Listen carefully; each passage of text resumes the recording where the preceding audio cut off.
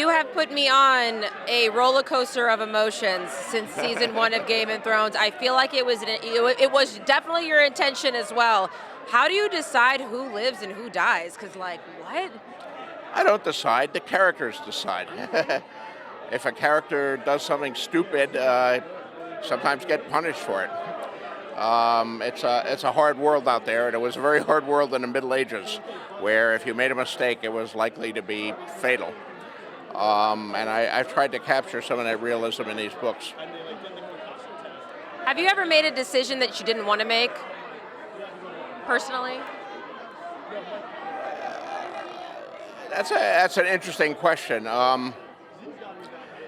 are things that are definitely hard to write. I mean, the Red Wedding in Storm of Swords, my third book, was probably the hardest scene I ever wrote. That occurs about 2/3 of the way through the book, but when I reached that, when I was writing Storm of Swords, I skipped over it. I couldn't write that chapter. It was too emotionally wrenching. I finished the entire book, and then went back and wrote that as the last chapter that had to be included, because you do form a relationship with your characters. I mean, you become very affectionate and protective toward them. I wrote a short story many years ago called Portraits of His Children, and about a writer whose characters are his children, and I certainly feel that way. But sometimes you have to kill your children.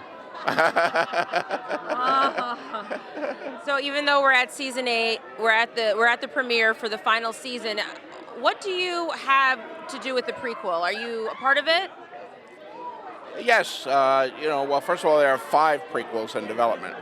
We have one of them, the Long Night, or whatever they'll call it, is fully cast now, and we have a director. That's going to start shooting in Belfast, I think, pretty soon.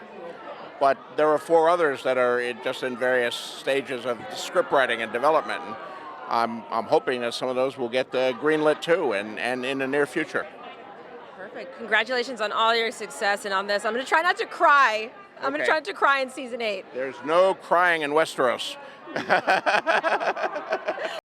Want more extra? Hit the subscribe button and the bell and never miss a video.